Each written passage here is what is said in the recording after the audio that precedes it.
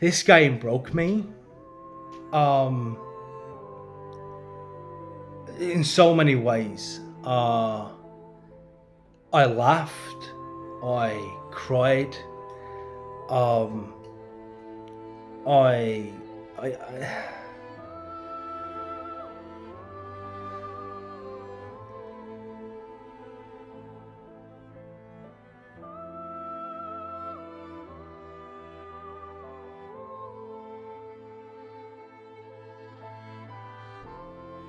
This game has broken me. I mean, irreparably. This game has left me crying in the corner of my room, rocking myself to sleep, trying to understand how it all happened and what it all means. I've been trying to make this damn video for so long. But as you all know, and if you're new to the channel, welcome. I don't write, I don't script, I just talk about it in an organic way. So trying to really articulate Expedition 33 in a way which does it any kind of justice at all without penning a script is borderline impossible. But hell, I have ADHD. Maybe I could pull it off. Who knows? So here we go. This is me trying to unravel the genius that is Expedition 33. So, look, I just want to say that in every single medium that there is, whether it be music, reading, movies, whatever, there comes a time when a creative piece of work transcends its genre and transforms it into art. And ironically, due to its narrative, Expedition 33 isn't just a game. It is a work of art. It is chef's kiss. Good. It is perfection. It is beautiful, cinematic, heartbreaking, epic, and everything in between. So, okay, I finished this game days ago.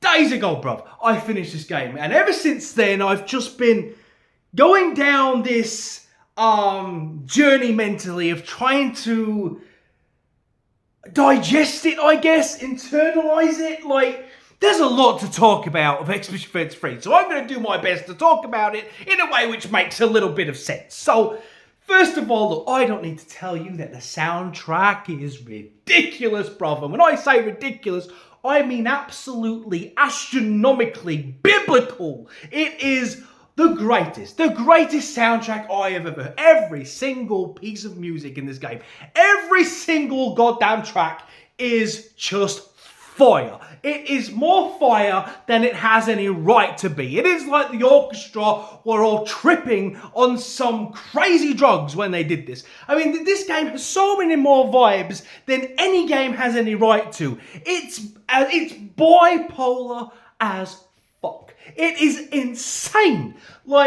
And this soundtrack, it's with you every step of the way in your journey. It never relents. It never stops. It is there right with you, by your side during the heartbreak, during the epic battles, during just times when you're casually walking around a manor. Even then the music slaps hard. It's just stupid. I've heard some good soundtracks in my time, but I've never heard anything like Expedition. I wish I could play some for you right now. But I think I'm like 1 or 2 copyright strikes away from my whole channel being deleted. So I'm not going to do that, right?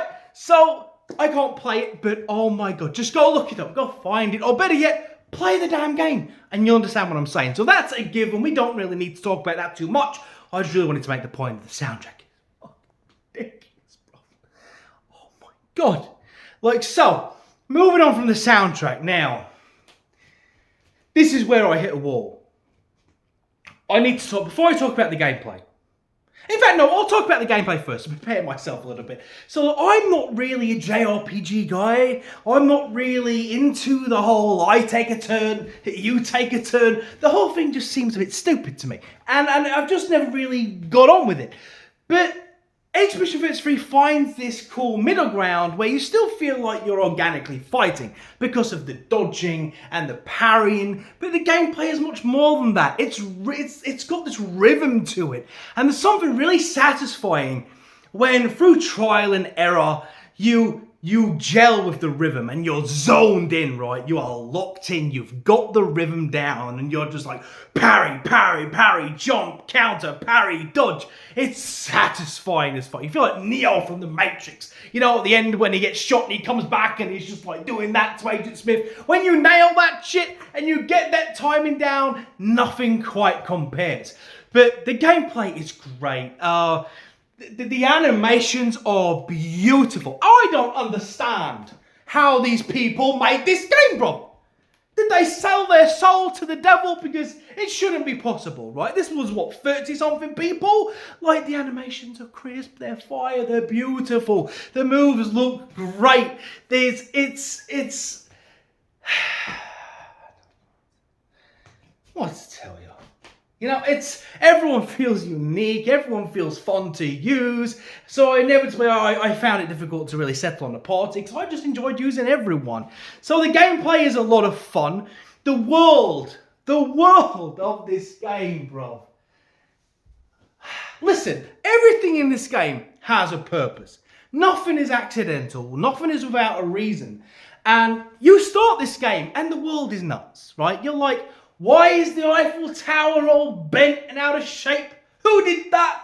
Like, why is there random shit floating in the air? And better yet, why does no one seem to think it's weird?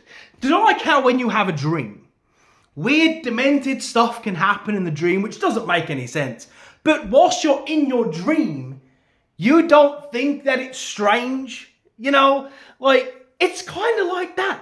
There's like random pianos and shit just floating in the air. Whole island's just... And no one bats an eye. It's strange, but that's just the world you're in. And so right at the beginning, there's sort of this inkling that something in this world ain't quite right. But, look. I've already touched on the gameplay a little bit, because the gameplay's so good. The gameplay is a 10. The gameplay's great. Look, and oh my god. Okay, so the gameplay you think is one thing, and then the game just really starts to open up the more you play it. SK, oh my god, SK is so goated. The Gestrels are so goated. SK, my guy. Sometimes we're moo, and other times we're wee. If you know, you know, alright? Look, I don't know, my brain is frazzled trying to really condense all this into a thought. Yes, well, the gameplay opens up and it evolves. It gets much better the more you play it. The more you play this game, the better and more epic it is. What else do you want me to tell you? Alright? But it's a beautiful, really realised world. Every environment is beautiful and well crafted and expertly designed, and it just continually with consistency will blow your head off your shoulders. And I mean, it's like, look, the world is mad, right? You apart from all the floating things, you will like enter a place called the Flying Waters, right? And it's like you're underwater walking around, yet you're breathing somehow. Again, it doesn't make any sense. Like, there's whales just swimming past you, and you're just walking around like you're on land. It doesn't make any sense. But all these things are explained throughout the plot that it doesn't make sense for a reason. And let me talk about the characters before I move into the story, because it's a story where I'm really like, oh my god. Okay, the characters are great, okay? From Gustav to... I'm going to destroy the pronunciations of these, so just prepare yourself. From Gustav to Lune to Mael to Verso to the goat himself, SK, to, oh man, to Renoir and Monaco. The characters are so well written. They seem... In this bonkers, absurd world, they seem so real. And that is the point. Because they seem so real and authentic and conscious and alive. Spoiler alert. If you haven't played this game, you really should leave about now. I'm not going to do some big character deep dive, because look, I'm just spitting here, right? It's just... I haven't planned this, I'm just talking to you guys, right? The story of this game, man, left me absolutely shook. Like, so many times, it went in a direction I didn't expect. And I was like, what? And every place it goes to, every story revelation, it's never black and white. There is no bad and good. There is no evil and good, black and white situation in this. You can see from each side of the... Okay, let's get into it. So, first of all, Act 1, right?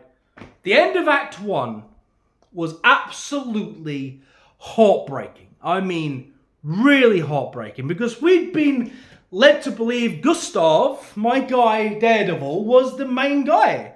He even had a whole skill tree with locked abilities and stuff. So the game, it made us believe we fell in love with Gustav. We was controlling him. He was the guy. Gustav was the guy. It was his expedition. He was going to take out the Patriots, and he was going to save the day for those who come after. And they didn't just do my guy dirty, man. They didn't just take him out of the game in Act 1. But the way they did it was so cruel. There's this bloody moment where you're about to all just ride on Escape. A nice little ride on Escape. And Mael has the bright idea. So Shadowheart's like, listen, because they have this thing where, Gustav likes to throw a rock at the Patriots. And she's like, look, let's try and throw a rock at the Patriots now. But it was that delay which caused Renoir to kill Gustav, and the way they did it was dirty, man. It was brutal, brother. And I was in complete shock and disbelief the entire time. Like, this can't happen. He's the main guy, protagonist armor, like plot armor. This doesn't just happen. So look, I can do the video's 11 minutes, and I've not even really talked about the meat yet. So I really need to get going. So I'm not going to talk you through all the acts and how I felt. The game is just beautiful. But look, before I get into the story, there is a few criticisms I would like to point out for the game, just so I'm not fanboying over it, right? The lip syncing can be quite bad, and it's visibly bad. You notice it. You get over it pretty quick, except how great the game is. But this is worth noting for the sake of professionalism that the lip syncing can be quite off.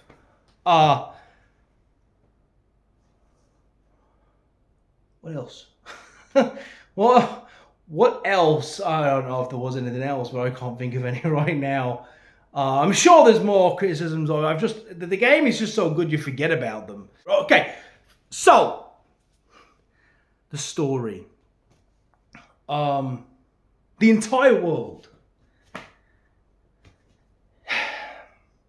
is a manifestation of grief, and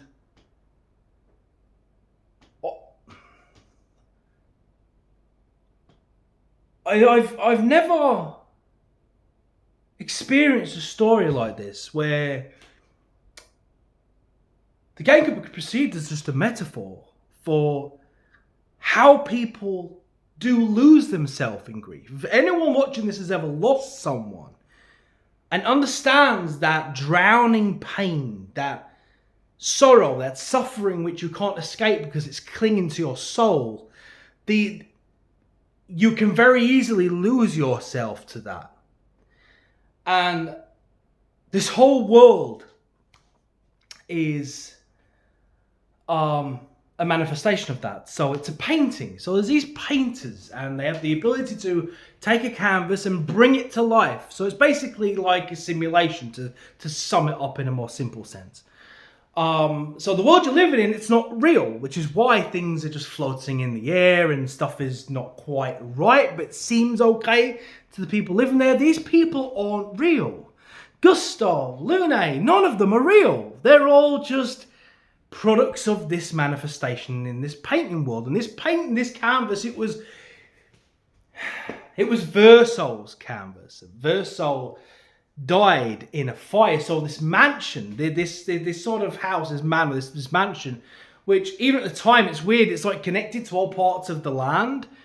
It's where the real people live. Renoir, Clea, Mael. No, wait, she wasn't called Mael. Alicia. So the real family lived in this place, and there was a house fire.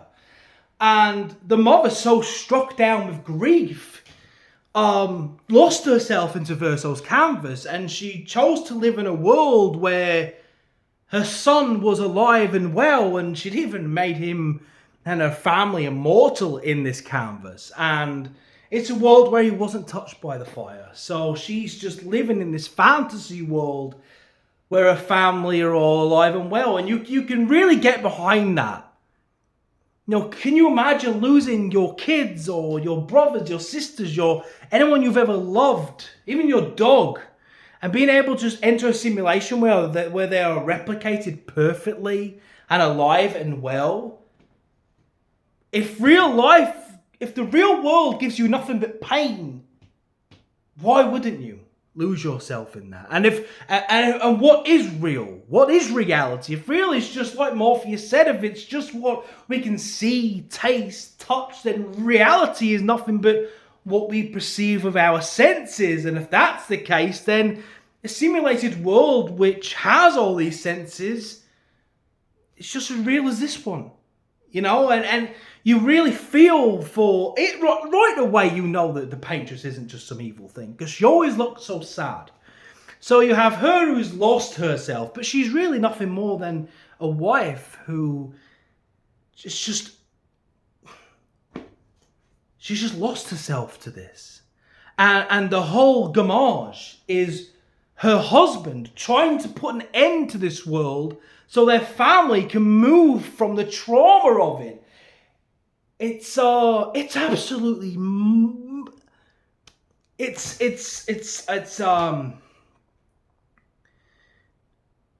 absolutely wild. And there's no right or right. You know, take Mael for example, right? In the real world, she has one eye, a burnt face, living in a broken shell of a body, right? In here, she's God. In this painting, she's fucking Neo. She has friends, she has purpose, she's loved, she loves. There's, you know what I mean? But look, man, the story is wild, man. I like I said, there's also so much justice I can give it. There's a very multi-layered story, and it's very, very difficult just talking like this to really. But it really stuck with me. It's stuck with me, man. And you can talk with people all day about the morality of it, like. Renoir wants to end this canvas, but by ending it, he's ending everyone who lives and inhabits it. And though it's not real, all these people have consciousness, so they are real to a sense. Lune, everyone, all the people you see, all the children get dressed up as gestrels, that they are all as real as you and me. Apart from they're not. They have thoughts, they have a life, they have consciousness, interests, hobbies. They love, they're loved, they bleed, they die, they're born. It's mad. So it's like, what's the morality of this genocide? Like, it's just so much to consider.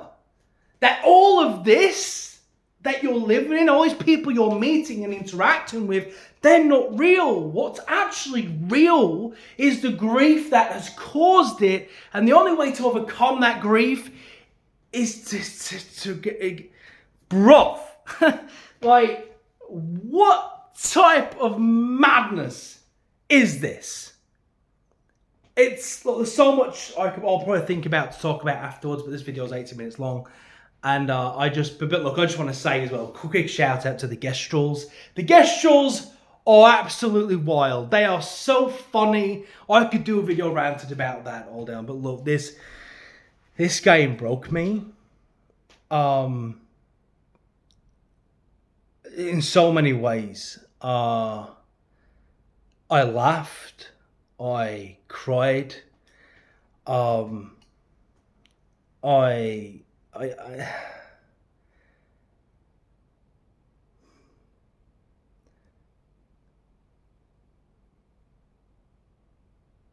It's not often you play something or experience something where it hits you in a way, it's like a dagger to the heart. Expedition 33 is more than a game. It's more than an experience. It's something so remarkably beautiful and profound and impactful that it serves to elevate the platform the medium, this hobby of ours, gaming. It stands to serve as an example of what can be achieved. I don't think Expedition 33 is just Game of the Year. I don't think it's simply Game of the Generation. I think Expedition 33 could be one of the best games of all time. And just because when you consider how it came to be, how many people worked on it, the beauty of it, it's lightning in a bottle. I can't do it justice, and I can't even think too much about the story without feeling like I'm getting upset. The pain in this game is real, and it's demonstrated in such... Look, man, I don't know what else to tell you. All right, that's 20 minutes of me trying. I probably failed. But Expedition 33, have you played it? I hope you have, because I've been spoiling some shit. I could talk about the copies, you know, but again, it's not really... I can't go on anymore, man. This is mentally and emotionally difficult to do. So I'm gonna go lay down and cry now, I guess.